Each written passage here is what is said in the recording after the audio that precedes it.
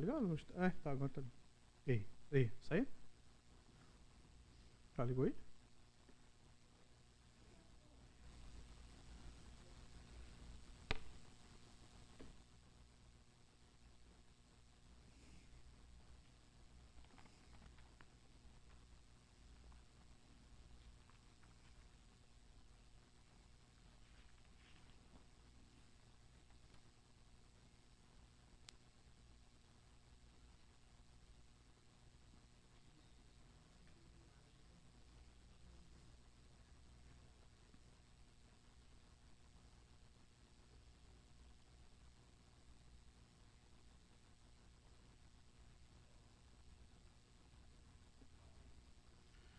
Boa noite.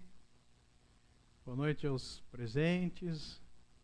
Boa noite àqueles que estão online ou que estão entrando aí na transmissão. Também tem gente chegando aqui. Graças a Deus por mais esta quinta-feira que Ele nos concede aqui na nossa região, bem chuvosa, por sinal. Boa noite. Já nos molhamos um tanto hoje aí com essa chuva. E no dia de hoje, o Fábio esteve e está na sua mais nobre ocupação, utilizando todo o seu arcabouço teológico também para o dia de hoje, para ministrar ao coração da sua filha mais velha, Alicia, que hoje completa mais um ano de vida. Então tiveram passeando hoje, estão comemorando aí esse dia aí com grande alegria, com grande festa. Graças a Deus pela vida do nosso pastor, pela vida da sua família. Então por isso nós estamos aqui. Por isso nós estamos aqui hoje. Nas quintas-feiras nós temos um momento da leitura da palavra e também para orarmos. Então, essa é a nossa intenção hoje aqui, de abrirmos as Escrituras, falarmos a respeito daquilo que o Senhor está fazendo e tem feito em nossa vida através da sua palavra, também termos um momento de oração, de intercessão. Então, antes de nós abrirmos as nossas Bíblias, vamos fazer esse momento de oração, para que também vocês possam estar acalmando o coração e o Senhor possa estar nos acalmando também. Vamos lá. Pai, te damos graça pelo teu amor, pela tua bondade. Te damos graças, Pai, por mais esse dia que o Senhor nos concede. Te damos graças, Senhor, pela chuva que caiu hoje, Senhor, em nossa região. Nós louvamos o teu nome e te bendizemos, Senhor, pelas tuas dádivas. Muito obrigado, Pai, porque o Senhor tem nos assistido, tem nos contemplado, tem nos livrado.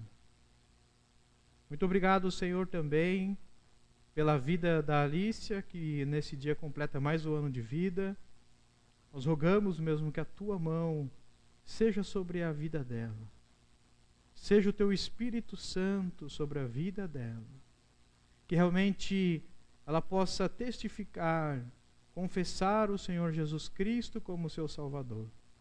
Que ela venha realmente caminhar segura em ti, crescendo cada vez mais no aprendizado do Senhor, crescendo cada vez mais na experiência contigo, e que ela possa desfrutar, desde a sua tenra idade, realmente do teu amor, da tua presença, que ela possa ouvir a tua voz, seguir ao Senhor, te obedecendo, Pai, em todos os seus caminhos.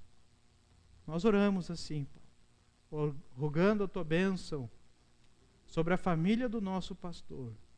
Que o Senhor esteja realmente abençoando eles de maneira sem medida, Pai. Que realmente a tua palavra flua, Senhor, através da vida deles, para que eles possam, Senhor, crescer e se multiplicar cada vez mais. Nós oramos, Senhor, clamando mesmo, para que nesse instante, em qual nós iremos abrir as Escrituras, que a tua palavra, Senhor, também entre aos nossos corações. Que o teu Espírito se funde realmente a palavra e transforme os nossos corações. Que a tua palavra, Senhor, realmente traga sobre nós alívio, refrigério, mas que também possamos ser ensinados, exortados a vivermos, Senhor, pela tua palavra, a praticarmos, Senhor, os teus ensinamentos, a expressar realmente a tua vontade por meio da tua palavra. Abra mesmo, Senhor, nesse instante o nosso coração, a nossa mente. Aquieta mesmo, Senhor, a nossa vida, para que possamos receber do Senhor nesse instante. Para que possamos, Senhor, em tudo glorificar o teu nome. Essa é a nossa oração por Cristo Jesus, nosso Senhor. Amém. Gostaria de convidar vocês a abrir a Bíblia de vocês em Romanos 5. Nós iremos ler o versículo 8. Romanos 5, 8.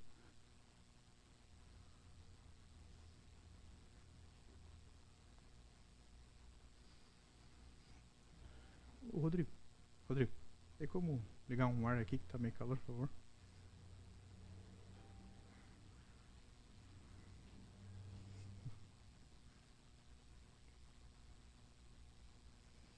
Amém?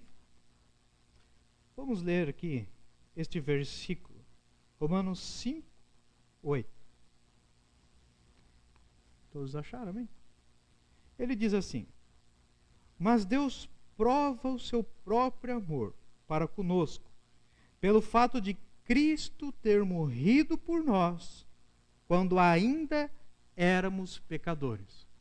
Vamos ler mais uma vez? Mas Deus prova o seu próprio amor para conosco, pelo fato de Cristo ter morrido por nós, quando ainda éramos pecadores. Nós vamos partir deste texto, mas você pode deixar a sua Bíblia aberta, que nós iremos usá-la, correr por ela. O texto que nós acabamos de ler, já tem alguns dias já que tem palpitado em meu coração, tem realmente estado em minha mente. É um texto, nós acabamos de ler aqui, pequeno, conciso, mas acreditamos que aqui está reunido as grandes verdades do Evangelho. A totalidade, muitas vezes, do Evangelho. Existem alguns versículos assim, pequenos versículos que sintetiza a mensagem do Evangelho. E olhamos para esse texto e vemos essa síntese do Evangelho.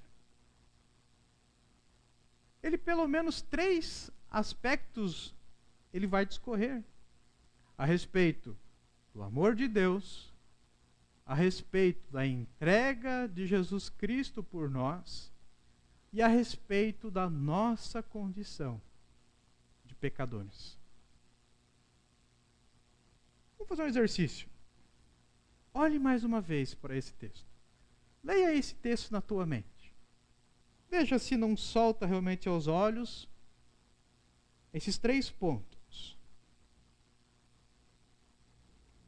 Mas Deus prova o seu próprio amor para conosco, pelo fato de Cristo ter morrido por nós, quando ainda éramos pecadores. Eu sinceramente fico sem palavras diante desse texto. Nos últimos dias tenho ficado realmente muito reflexivo em respeito desse texto. Nós escutamos um podcast em que eles têm uma expressão, quando há algo, há um texto que fale bastante com o coração deles, eles falam que está como com hemorragia nasal. Nós temos aqui um irmãozinho que já era professor de luta, então hemorragia nasal é quando alguém leva muitas vezes um soco no nariz e dá essa hemorragia nasal. O sangue jorra. Então, são textos que muitas vezes são simples, mas que têm uma grande profundidade. Que nós aqui possamos pincelar. E quem sabe vocês possam gravar esse texto, estudar um pouco mais esse texto. Agora, o que nós dizemos a respeito do Evangelho do Senhor Jesus Cristo? Dentro do texto aqui, o que nos espanta, a relação de Deus amando as nossas vidas, entregando Jesus Cristo, quando éramos pecadores, a nossa realidade de pecador.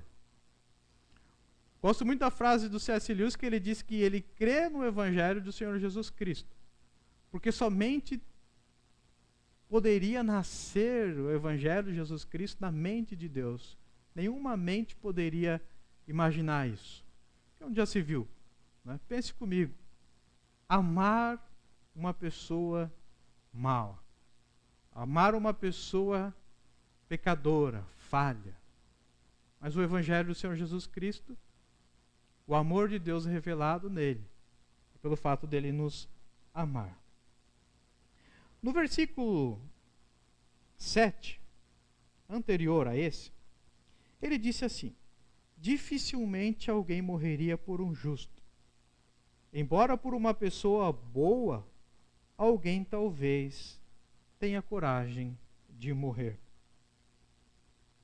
Essa é a nossa realidade. Nós, muitas vezes, falamos ao nosso próximo, nosso mãe, nosso pai, nosso cônjuge, eu te amo. Muitas vezes, por uma pessoa boa, nós até morreríamos por esse cônjuge, por essa mãe, por esse filho, por esse amigo que nos agrada, ao qual nós temos amizade, nós até morreríamos. Eu lembrei agora de Aristóteles no seu livro Ética Nicômica, ele diz que o conceito de amizade é um conceito aonde que você tem uma relação de troca, aonde as duas partes trocam algo entre si. Eu acredito que aqui não é o caso. Acredito que o texto não está dizendo isso. Mas eu gostaria de convidar vocês a abrir um outro texto que vai dizer quase as mesmas coisas, só que de uma maneira um pouquinho mais ampla. Abram, por gentileza, Efésios 2. Efésios 2, nós iremos ler o versículo 4 a 6. Efésios 2, do 4 ao 6.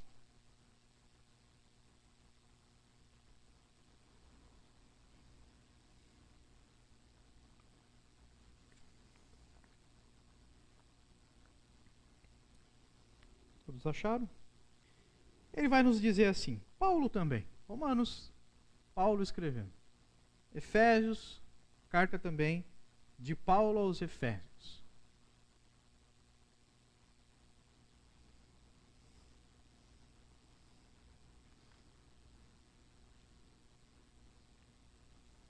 Vamos esperar.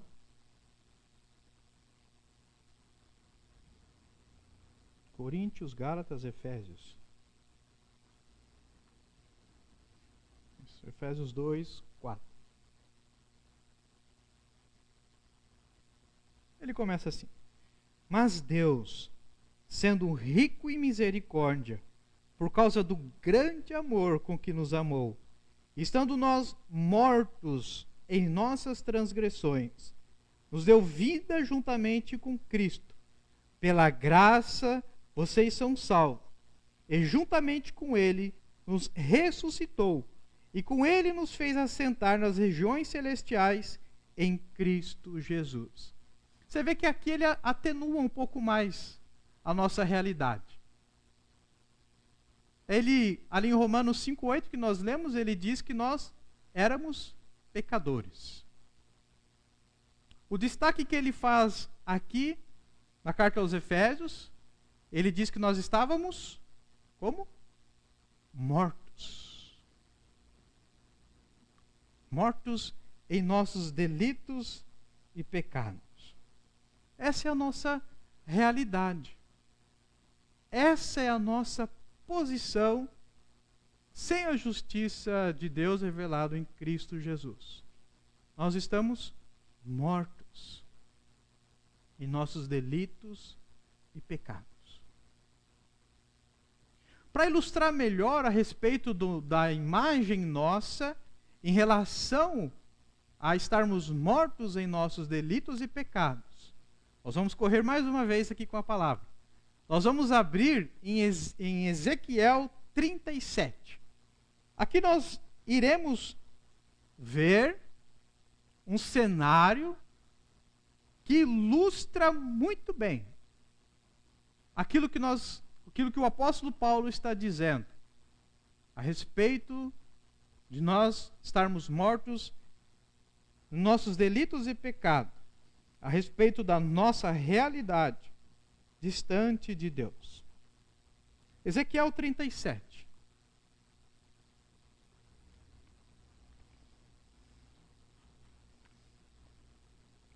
Amém? Ele diz assim, nós vamos ler do 1º até o 14º. Veio sobre mim a mão do Senhor, e ele me levou pelo Espírito do Senhor, e me deixou no meio de um vale que estava cheio de ossos. Ele me fez andar ao redor deles, e eu pude ver que eram muito numerosos na superfície do vale, e estavam sequíssimos. Então me perguntou, filho do homem, será que estes ossos podem reviver? Respondi, Senhor Deus, tu o sabes. Então ele me diz, profetiza para esses ossos e diga-lhes, ossos secos, ouçam a palavra do Senhor. Assim diz o Senhor Deus a estes ossos, eis que farei entrar em vocês o Espírito, e vocês viverão. Porém tendões sobre vocês, farei crescer carne sobre vocês, e os cobrirei de pele. Porém vocês o Espírito, e vocês viverão. Então vocês saberão que eu sou o Senhor. Então profetizei como me havia sido ordenado. Enquanto eu profetizava, houve um ruído, um barulho de ossos que se batiam contra ossos e se ajuntavam, cada osso ao seu osso. Olhei, e eis que apareceram tendões sobre os ossos. Cresceram as carnes, e eles se cobriram de pele, mas não havia neles o Espírito. Então ele me disse, profetize ao Espírito, profetize, filho do homem, e diga ao Espírito, assim diz o Senhor Deus, venha dos 4 ventos, ó Espírito, e sopre sobre estes mortos, para que vivam. Profetizai, como ele me havia ordenado. O Espírito entrou neles. Eles viveram e se puseram em pé.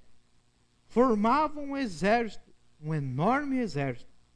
Então ele me disse, filho do homem, esses ossos são toda a casa de Israel. Eis que dizem, os nossos ossos estão secos, perdemos a nossa esperança, fomos exterminados.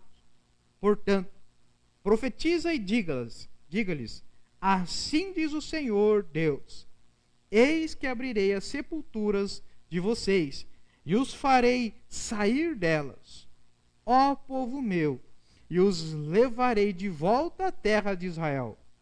Vocês saberão que eu sou o Senhor, quando eu abrir as sepulturas de vocês, e eu fizer sair delas, ó povo meu. Porém em vocês o meu espírito, e vocês viverão.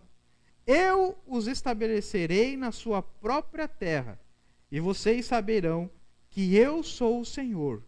Eu falei, e eu cumprirei, diz o Senhor.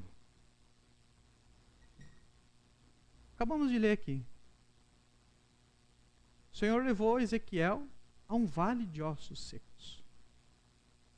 Não havia vida. Estavam todos mortos, sequíssimos. O porquê que aqui configura e podemos configurar a nossa realidade distante de Deus?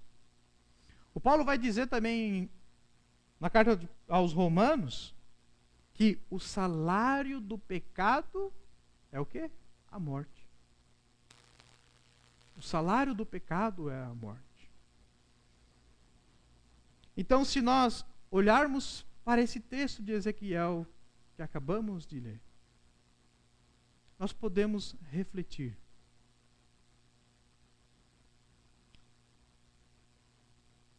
Acaso o morto tem condição de tornar a vida por si só?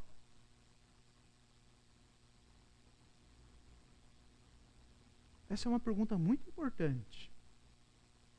Essa é uma pergunta que a palavra de Deus está respondendo e está deixando bastante claro. É uma palavra muito importante em relação à nossa fé. Em relação àquilo que o Senhor fez, em relação ao que Deus veio fazer. Acaso os mortos podem reviver por si só? Os mortos têm condição de se achegar diante de Deus? Se a nossa condição é de estarmos mortos em nossos delitos e pecados, por acaso nós temos condições de nos achegar diante de Deus se nós não temos vida? É possível isso acontecer?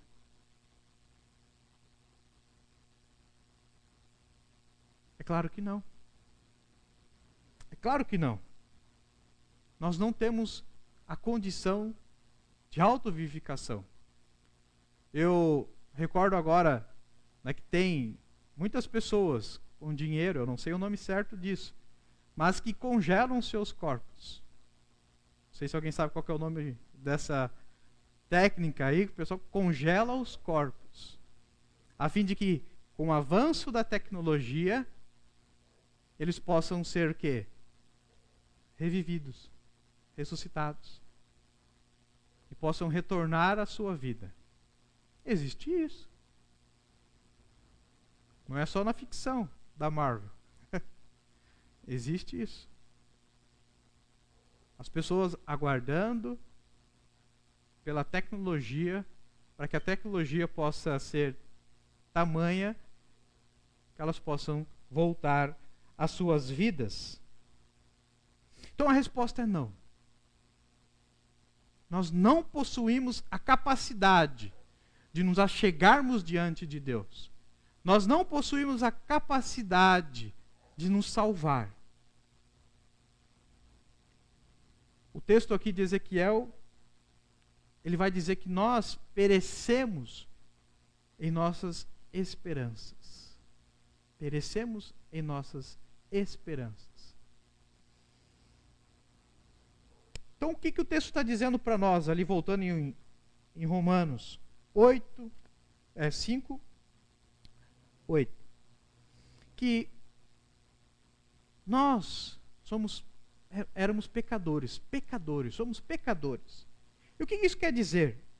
Quer dizer que nós não somos bons.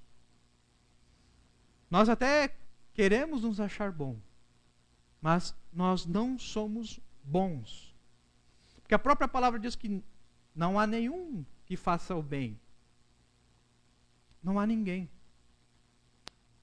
Todos nós estamos necessitados do toque da glória de Deus, que está em Cristo Jesus. Nós precisamos da revivificação, do toque do Senhor para nos trazer vida.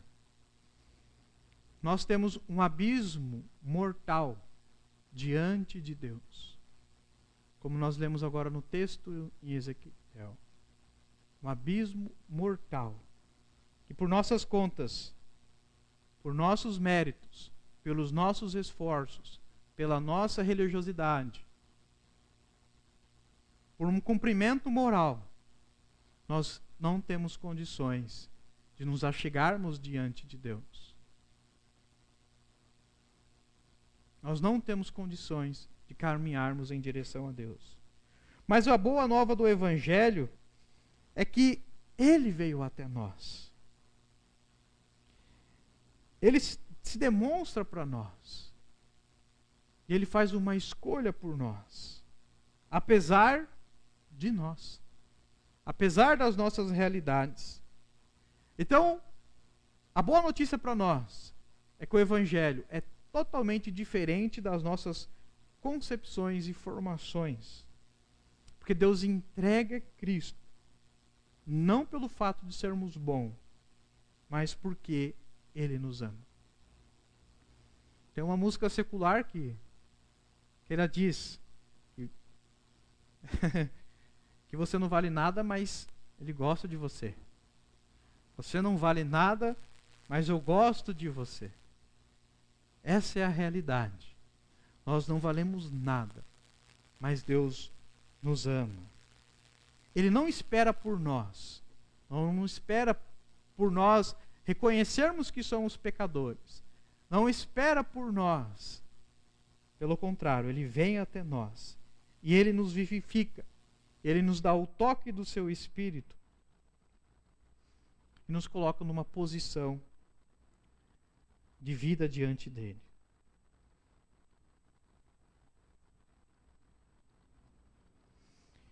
Você vê que ele nos ajuda aqui.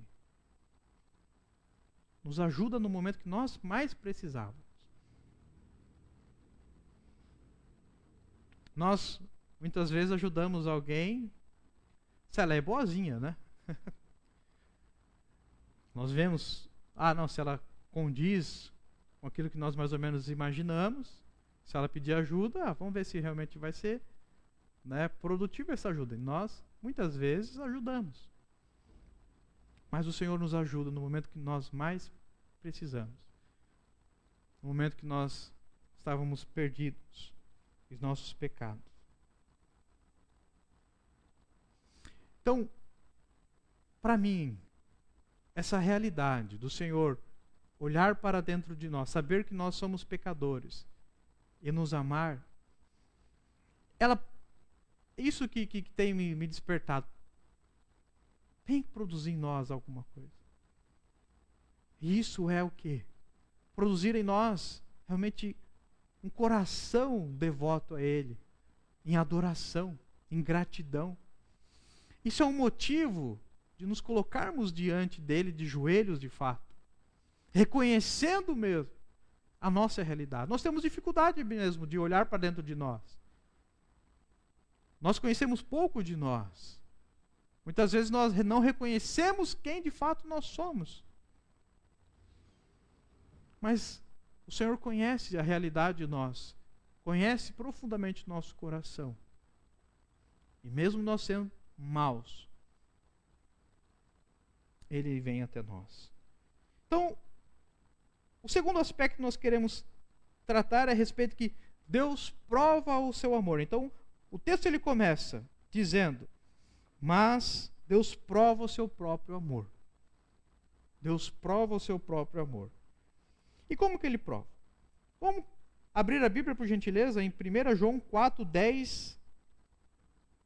1 João 4:10.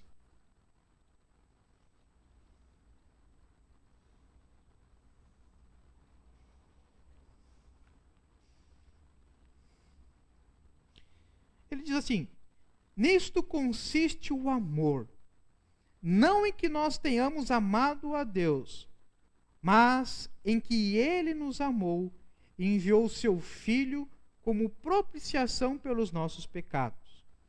Amados, se Deus nos amou de tal maneira, nós também devemos amar uns aos outros. Nunca ninguém viu Deus. Se amarmos uns aos outros, Deus permanece em nós e o seu amor é em nós aperfeiçoado. O amor de Deus é um amor para os indignos. O amor de Deus é um amor aos indignos.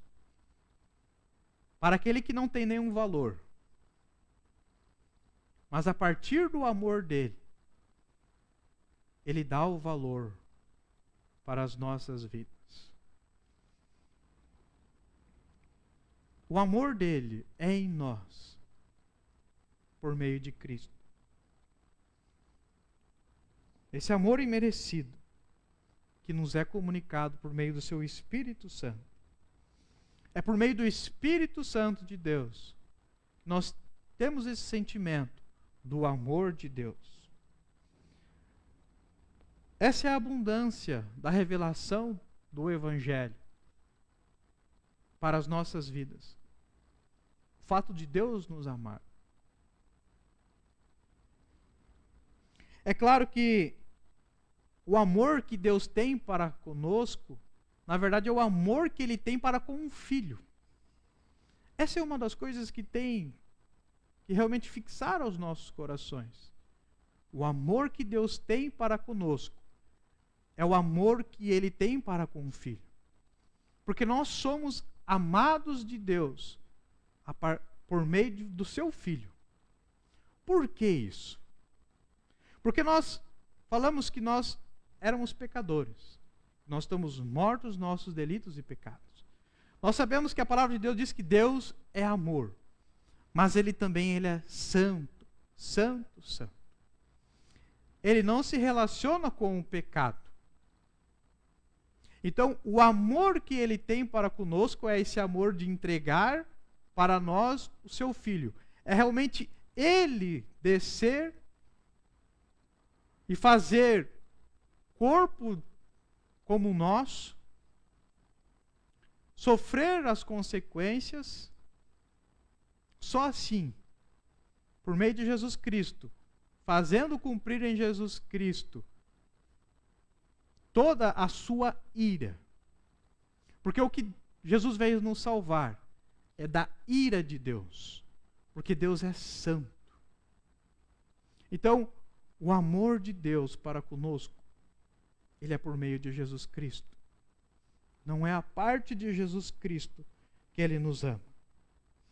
Em 1 João 1, 6 e 7 ele diz: se dissermos que mantemos comunhão com Ele e andarmos nas trevas, nós mentimos e não praticamos a verdade. Se andarmos na luz, como está na luz, mantemos comunhão uns com os outros, e o sangue de Jesus, seu Filho, nos purifica de todo pecado.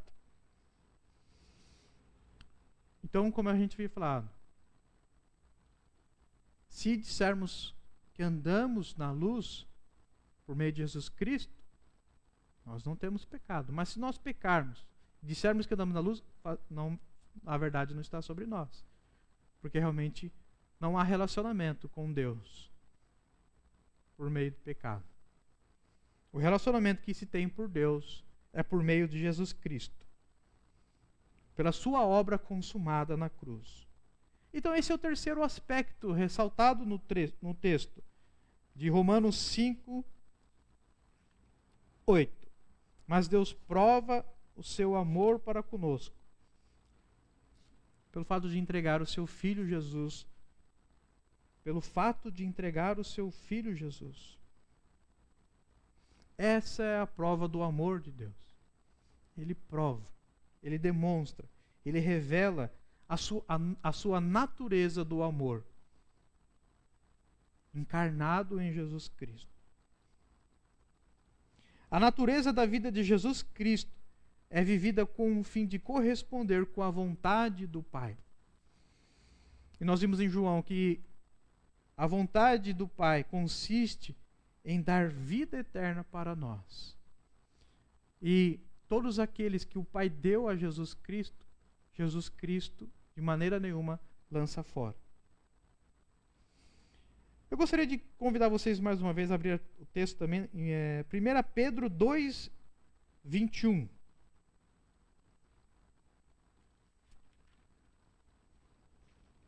Pedro 2, 21. Ele diz assim: porque para isto mesmo vocês foram chamados, pois também Cristo sofreu no lugar de vocês, deixando exemplo para que vocês sigam os seus passos. Ele não cometeu pecado, nem foi encontrado engano em sua boca. Pois ele, quando insultado, não revidava com insultos. Quando maltratado, não fazia ameaças, mas se entregava àquele que julga retamente, carregando ele mesmo em seu corpo, sobre o madeiro, os nossos pecados, para que nós, mortos para os pecados, vivamos para a justiça. Pelas feridas dele, vocês foram sarados, porque vocês estavam desgarrados como ovelhas. Agora, porém, se converteram ao pastor e bispo das almas de vocês. Em Cristo Jesus nós somos reconciliados com Ele. Deus em Cristo aplaca sua ira. Ele assume o nosso lugar. Jesus Cristo assume o nosso lugar, pagando realmente a dívida que era contra nós, fazendo justiça por nós. E essa justiça, justificando diante de Deus, nos fazendo santos diante de Deus, nos fazendo aceitáveis diante de Deus. Ele que sem pecado, Ele que sem falha, sem erro, morreu, se entregou por nós e pagou a sua dívida, a nossa dívida, com o seu sangue. Ele, assumindo o nosso lugar, pagou a nossa dívida com o seu sangue. E o seu sangue é derramado sobre as nossas vidas para fazer expiação, para perdoar os nossos pecados. No Velho Testamento, uma vez por ano, o sacerdote entrava num tabernáculo para oferecer sacrifícios pelos pecados de todos. Aqui Jesus entrou, ofereceu Ele mesmo, um sumo sacerdote, sacrifício por nós. Fez a expiação pelos nossos pecados. Então o Senhor Jesus, na sua obra, Ele nos está nos libertando do poder do pecado. Na obra de Jesus Cristo, nós somos libertos do poder do pecado. Então, relembrando a questão dos ossos, nós éramos mortos sem a justiça de Deus, sem a expiação dos nossos pecados. Mas em Cristo Jesus, nós somos transportados para o reino do Filho do seu amor. E nós, assim, mantemos comunhão com Deus por meio de Jesus Cristo. Nossa comunhão com Deus foi restaurada. Então Deus prova o amor para com nossas vidas, ter enviado o seu Filho para morrer por nós, quando éramos ainda pecadores. Então o que podemos reconsiderar? Que essa sentença precisa produzir dentro de nós realmente essa alegria, esse contentamento, produzir dentro de nós a esperança realmente, que nós éramos pecadores, estamos livres do poder do pecado. Em 1 Pedro 3,18 diz, também Cristo morreu uma única vez pelos pecados, o justo pelo injusto, para conduzir-nos a Deus, morto, sim, na carne, mas vivificado em espírito. Nós também estamos mortos na carne, mas vivificado no espírito. Paulo vai dizer em Gálatas que o viver que agora eu tenho, não vivo mais na carne, Estou crucificado com Cristo. Já não sou eu quem vivo, mas Cristo vive em mim. Esse viver que agora eu vivo para Ele. Então, se no meio do caminho hoje, na nossa jornada, nós descobrirmos algum desapontamento em nós, alguma falha de caráter, algum autocontrole, nós podemos recorrer à palavra do Senhor, recorrer ao Evangelho do Senhor e não duvidar do amor de Deus, mas pelo contrário, nos aproximar e sentir a sua graça. Uma vez que nós somos justificados pela fé, e com Ele nós temos paz com Deus. Estamos vivificados junto com Cristo, e por isso, em Cristo, o viver é sobre uma nova perspectiva. O texto diz que nós realmente éramos no passado. Então nossos pecados ficaram no passado. E nós nascemos de novo pela vida de Cristo. Por isso o pecado, ele não é mais sobre nós. Por canto da obra de Jesus Cristo. O amor de Deus, ele se aperfeiçoa em nós. Para que agora, justificados, redimidos dos nossos pecados, possamos viver para Ele. O que Paulo vai dizer também que aonde abundou o pecado. Falamos que o pecado leva à morte. Lemos que o Senhor, Ele traz vida aonde há morte. Então o apóstolo Paulo diz, aonde abundou o pecado, superabundou a graça de Deus. O Evangelho do Senhor é essa superabundância graça para as nossas vidas. Porque nós não realmente tínhamos condições de tornar a vida. Mas Ele nos deu vida, nos chamou para a vida. Então, aqui está a superabundante graça do Senhor para as nossas vidas. E Ele nos escolhe livremente por nos amar.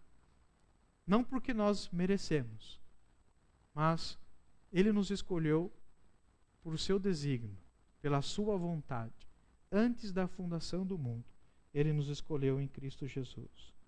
Então, se alguma coisa nós tivermos que gloriar, como diz o apóstolo Paulo, nós possamos nos gloriar no Senhor. Gloriar nessa verdade. Gloriar que realmente nós somos amados de Deus. Escolhidos por Ele. Eleitos por Ele. Justificados. Perdoados. Aceitos por Ele. Nós recebemos a abundância da graça. O dom da justiça de Deus. A palavra de Deus está dizendo aqui em Romanos 5, depois vocês continuam lendo.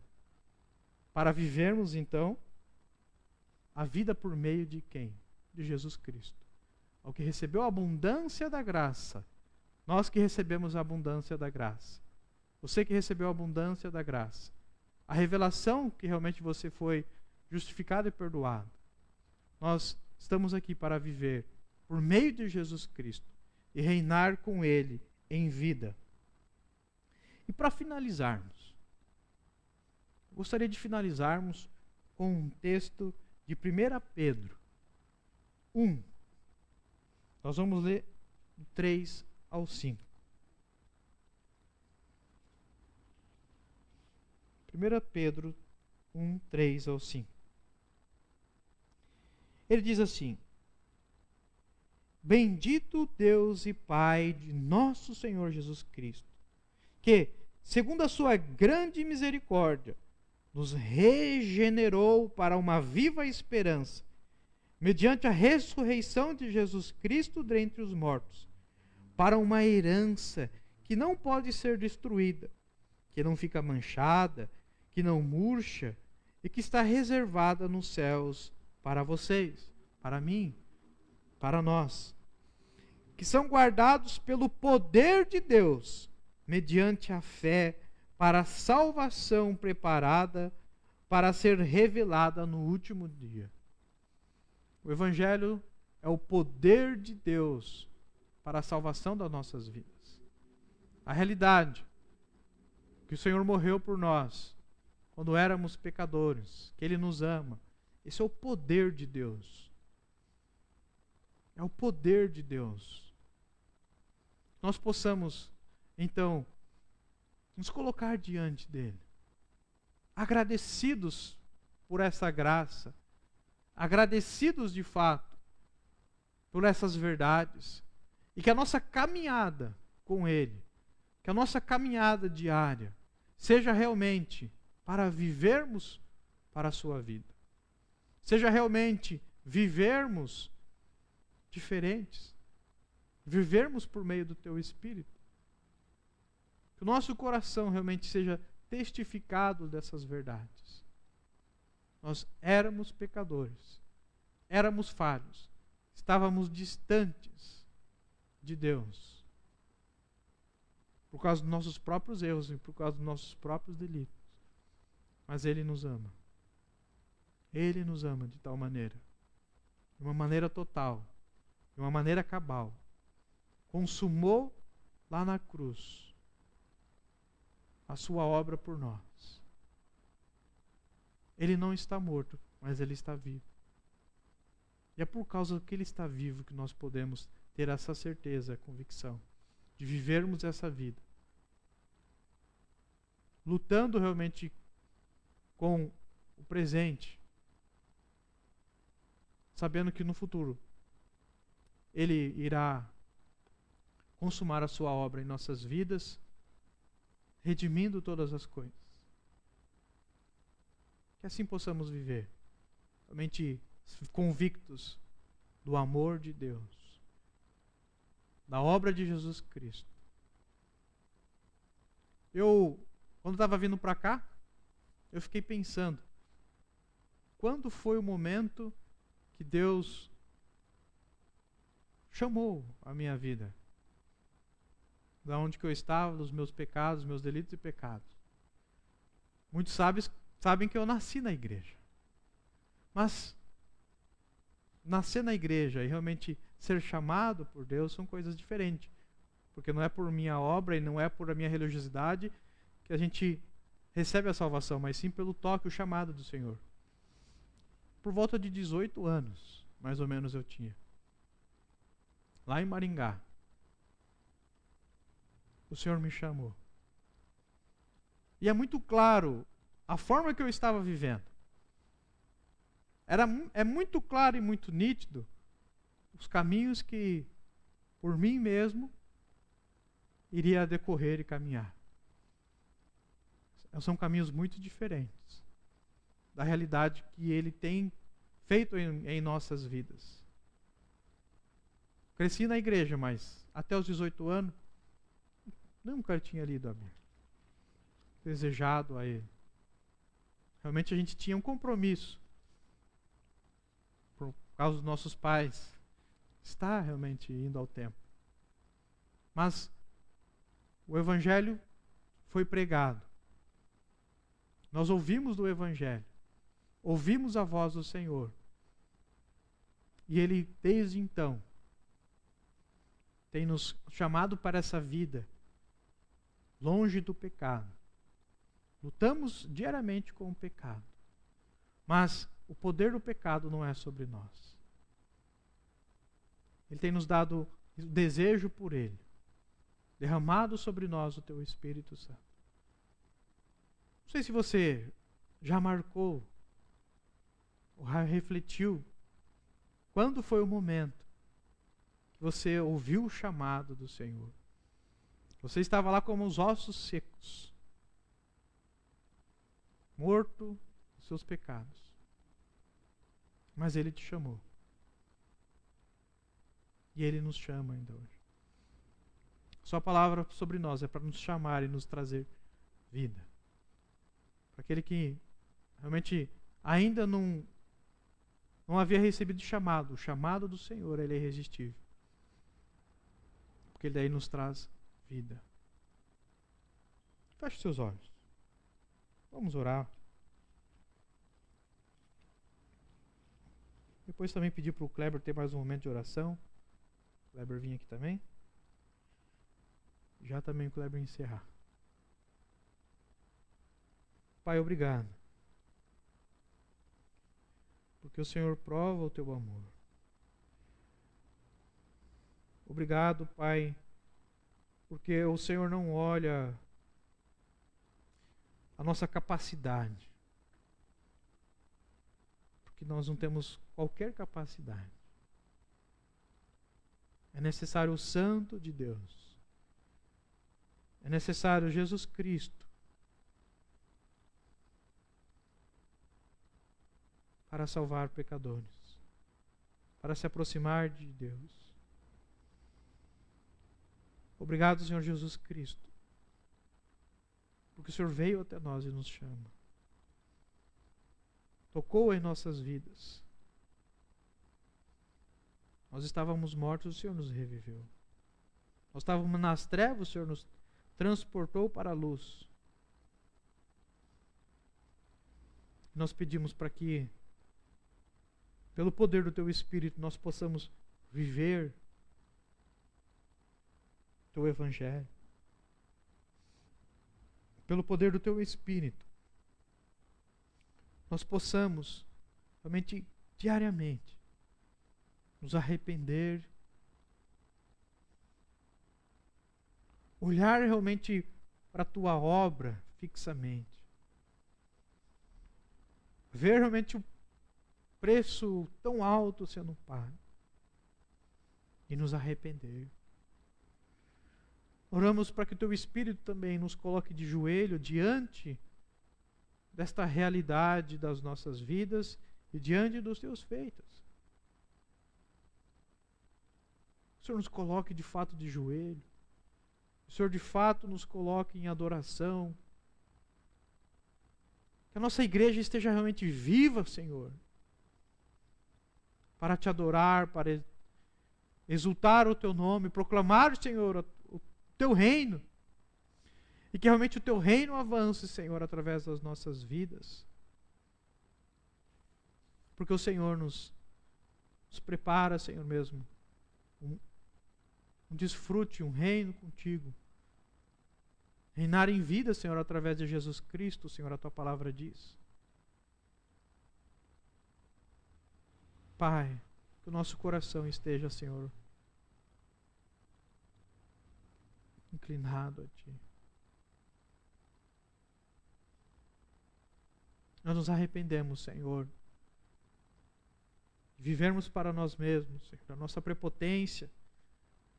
Nos arrependemos, Pai, dos nossos esforços religiosos. Nos arrependemos, Pai,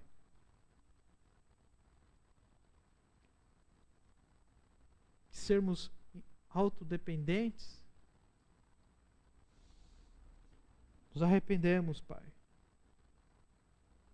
pelas vezes que nos distanciamos, negligenciamos. Cria em nós mesmo, Senhor, o desejo por mais de Ti. Cria em nós mesmo o desejo por mais de Ti, por conhecer mais a Ti, ter mais, Senhor, da Tua revelação, mais, Senhor, de Ti. Livres mesmo, Senhor, de toda acusação, livres de toda obra, Senhor, do inimigo. Porque sabemos que o Senhor já venceu, Senhor. Sabemos que o Senhor já venceu. E que o Senhor está reinando, Senhor, sobre todos os séculos. Que o Senhor reine realmente sobre o nosso coração, sobre a nossa vida. Reine, Senhor, sobre o nosso dia. E que possamos, Senhor, aprender a remir o nosso tempo diante da Tua presença. Aprender realmente a desfrutar mais de Ti. Nós oramos assim, clamando ao Senhor Jesus Cristo, para que reavive também a nossa igreja, para que desperte a nossa igreja, para que levante mesmo, Senhor, a nossa igreja. Senhor, que Tu traga mesmo, Senhor, o Teu sopro do Teu Espírito Santo, Senhor, trazendo um renovo, Senhor, sobre a nossa igreja, trazendo realmente a Tua vida sobre a nossa igreja, Pai. No nome de Jesus nós oramos, clamando, Senhor, por Ti, sabendo que o Senhor pode, Senhor, fazer isso muito mais. Em nome de Jesus. Amém.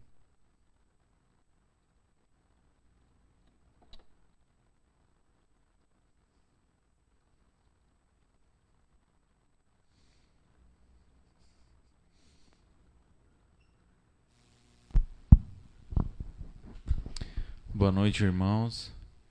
Peço que fechemos nossos olhos. Ó meu Pai amado, obrigado, meu Pai, por mais esse dia de vida.